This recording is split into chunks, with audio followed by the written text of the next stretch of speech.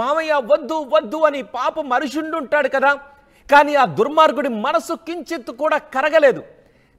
నిర్దాక్షిణ్యంగా ఆ చిన్న పిల్లాడిని, ఆ బుడిబుడి అడుగులు బుడిబుడి చేతులున్న ఆ చిన్న పిల్లాడిని, 8వ తరగతి చదువుతున్న ఆ బాలుణ్ణి నిర్దాక్షిణ్యంగా చంపేశాడు.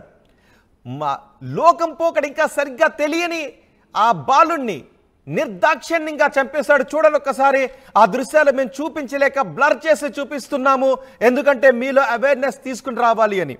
మాయమైపోతున్న మానవ సంబంధాలకు ప్రతీక ఈ దృశ్యం. మానవ సంబంధాలు మంట కలిసిపోతున్నాయి.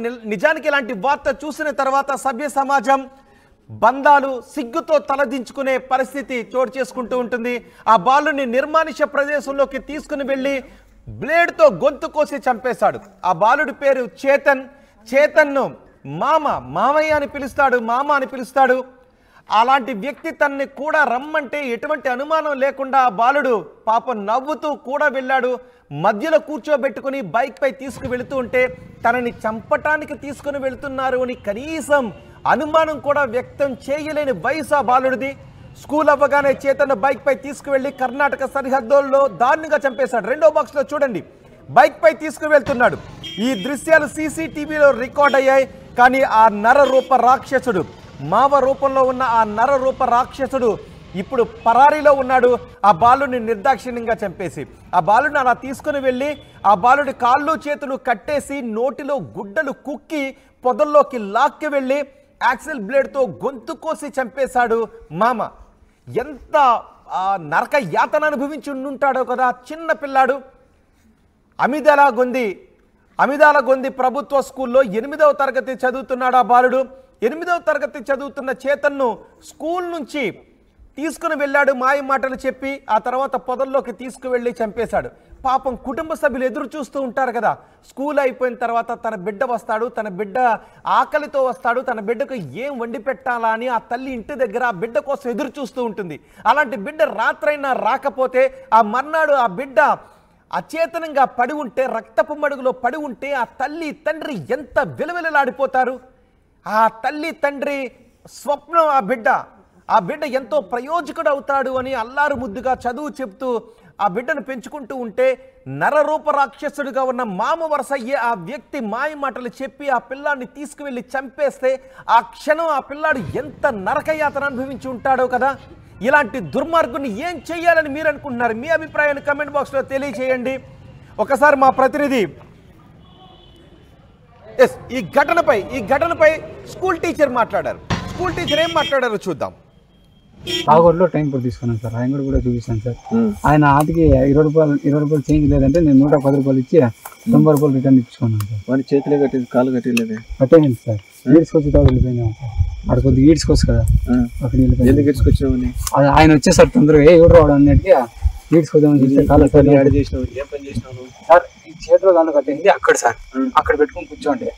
ఆయన అదే వీళ్ళ తాత స్కూల్ దగ్గర ఫోన్ చేసి అరసలేదరా సార్? ఆడ ఫస్ట్ లో అరిచినాడు సార్, ఇక్కడ అరచలేదు సార్. ఎందుకు? టైట్ గా బట్ట కట్టేయండి సార్. ఏడ కట్టినావు? మూతి కట్టేయండి సార్. మూతి కట్టినావు? ఎందుకు కట్టినవారు అట్లా? అరసలు అంటాను, ఆయన ఆడే ఉండేది సార్. అరసలని కట్టేయండి సార్. అలా ఇట్లా చేసేసి ఆడ బండి ఉండే సార్ ముందు పక్క. ఇప్పుడు మన బండిలో కంటే కొద్దిగా అప్పు వస్తుంది కదా, అది నుంచి అట్లా స్ట్రైట్ పోయినాను సార్. అట్లా స్ట్రైట్ గుండెలన్నీ ఊడిపోయినాయి. షర్ట్ అది ఇప్పేసినాను సార్, నేనే ఇచ్చినాను సార్.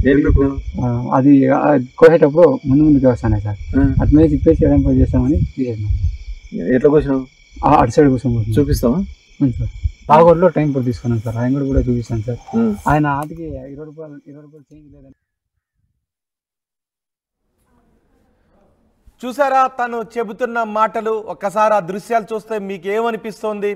8వ తరగతి చదువుతున్న బాలుణ్ణి నిర్దాక్షిణ్యంగా తీసుకువెళ్ళి చంపేశారు.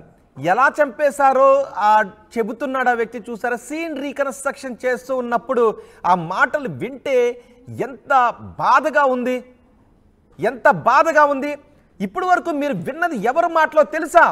ఆ 8వ తరగతి చదువుతున్న బాలును అతి కిరాతకంగా చంపేసిన నర రూప రాక్షసుడు, బతికే అవకాశం లేని, బతికే హక్కు లేని ఒక దుర్మార్గుడు మాట్లాడిన మాటలవి. ఒకసారి వాడి మాటలు మళ్ళీ వినండి.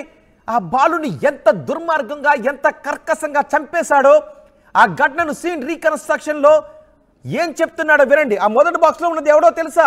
ఆ బాలుని నిర్దాక్షిణ్యంగా చంపేసిన మామ వరుస అయ్యే వ్యక్తి. చంపేసి పోలీసులకు దొరికిన తర్వాత సీన్ రీకన్స్ట్రక్షన్ లో వాడు ఏం చెప్తున్నాడో వినండి ఒకసారి. మళ్ళీ ఆ మాటలు నేను మీకు వినిపిస్తాను. లో టైం కూడా తీసుకున్నాను సార్, ఆయన కూడా చూపిస్తాను సార్. ఆయన ఆదికి 20 రూపాయలు చేంజ్ లేదంటే నేను 110 రూపాయలు ఇచ్చి 90 రూపాయలు రిటర్న్ ఇచ్చుకున్నాను సార్. వాడి చేతిలో కట్టేది కాలు కట్టేది కట్టేయండి సార్. ఈడ్చుకొచ్చి వెళ్ళిపోయినాము సార్. అక్కడ కొద్దిగా ఈడ్చుకోవచ్చు కదా, అక్కడ ఎందుకు ఇచ్చుకొచ్చినావు? అది ఆయన వచ్చేసారు తొందరగా ఎవరు రావడం అన్నట్టుగా ఈడ్చుకొద్దామని చూస్తే కాలు యాడ్ చేసినావు. ఏం పని చేసినావు సార్? ఈ చేతిలో కాళ్ళు కట్టేది అక్కడ సార్, అక్కడ పెట్టుకుని కూర్చోండి. ఆయన అదే వీళ్ళ తాత స్కూల్ దగ్గర ఫోన్ చేసి అరసలేదరా సార్? ఆడు ఫస్ట్ లో అరిచినాడు సార్, ఇక్కడ అరచలేదు సార్. ఎందుకు? టైట్ గా బట్ట కట్టేయండి సార్. ఏడ కట్టినావు? మూతి కట్టేయండి సార్. మూతి కట్టినావు? ఎందుకు కట్టినవారు అట్లా? అరసలు అంటాను, ఆయన ఆడే ఉండేది సార్. అరసలని కట్టేయండి సార్. మళ్ళీ ఇట్లా చేసేసి ఆడ బండి ఉండే సార్ ముందు పక్క. ఇప్పుడు మన బండిలో దుంకంటే కొద్దిగా అప్పు వస్తుందా, అది నుంచి అట్లా స్ట్రైట్ పోయినాను సార్. అట్లా స్ట్రైట్ వారి గుండెలన్నీ ఊడిపోయినాయి. షర్ట్ అది ఇప్పేసినాను సార్, నేనే ఇప్పినాను. అది కోసేటప్పుడు ముందుకు వస్తానే సార్, అటు మీద ఇప్పేసి ఎడంపై చేస్తామని తీసేసినాను. ఎట్లా కూర్చున్నావు? అటు సైడ్ కోసం చూపిస్తావా? సార్ బాగోడ్లో టైం కూడా తీసుకున్నాను సార్. చూసారా వాడు చెబుతున్న మాటలు? ఆ బాలుడిని ఎలా తీసుకొచ్చారు, ఎక్కడ ఆ బాలుడికి చేతులు పాపం చిన్ని చేతులు విరిచి చేతులు కట్టేస్తుంటే ఆ చిన్నాడి చేతులు తట్టుకోగలవా? ఆ మూతికి మాట రాకుండా నోట్లో గుడ్డలు కుక్కుతుంటే ఆ చిన్ని ప్రాణం ఎంత విలవిలలాడిపోయి ఉంటుందో అర్థం చూడండి. రెండో బాక్స్లో చిన్న పిల్లాడు పాపం బర్త్డే ఫంక్షన్ జరుపుకున్నారు, ఒక పెద్ద కేక్ పెట్టి, ఇవన్నీ జ్ఞాపకాలు, గుర్తులు. ఈ దుర్మార్గుని చూస్తుంటే మీకేమనిపిస్తోంది? వాడికి ఈ క్షణం నుంచే బతికే హక్కు లేదు కదా. నిజంగా ఇలాంటి వాళ్ళను చట్ట ప్రకారం ఉరి తీయాల్సిన అవసరం ఉంది. వాడు చెబుతున్న మాటలు విన్నారా? ఎలా తీసుకొచ్చారు? ఈడ్చుకుని వచ్చారంట. ఆ పిల్లాడు చేతులు కట్టేసి నోట్లో గుడ్డలు కుక్కి ఆ చిన్న ప్రాణం చేతులు కట్టేసిన తర్వాత ఎంత విలవిలలాడిపోయి ఉంటాడు. ఈడ్చుకొస్తూ ఉంటే ఎంత నరకయాత్ర అనుభవించుంటాడు. అసలు వీడి ఇంత ఎదిగాడే, ఒక చిన్న ప్రాణాన్ని చేతులు కాళ్ళు కట్టేసి చంపడానికి తీసుకొస్తూ ఉన్నప్పుడు మామయ్య వద్దు వద్దు అని పాపం ఎంత ప్రాధేయపడి ఉండుంటాడు. అమ్మ అమ్మ అని ఎన్ని అరుపులు అరుచుంటాడు. ఆ క్షణంలో నాన్న వస్తే బావుండు అని ఆ పిల్లోడు ఎంత వేదన పడి ఉంటాడు. వాళ్ళ నాన్నో అమ్మో వచ్చి ఆ నరక యాత్ర నుంచి తనను విముక్తి కలిగించి తనను బతికిస్తే బాగున్ను అని ఆ పిల్లోడు పాపం ఎన్ని కాళ్ళు పట్టుకుని వేడుకుని ఉండుంటాడు కదా. కానీ ఈ వెధవ మనసు మాత్రం కరగలేదు, ఈడి కర్కశ హృదయం కరగలేదు. ఆ పిల్లాన్ని తీసుకుని వెళ్ళి అతి దారుణంగా చెట్ల పొదల్లో నరికి చంపేశాడు. ఇప్పుడు పోలీసులకు చిక్కాడు. మీరేమనుకుంటున్నారు? ఈ దుర్మార్గుడికి ఎటువంటి శిక్ష వేయాలని మీరనుకుంటూ ఉన్నారు. వీడి మామ వరుస అవుతాడు.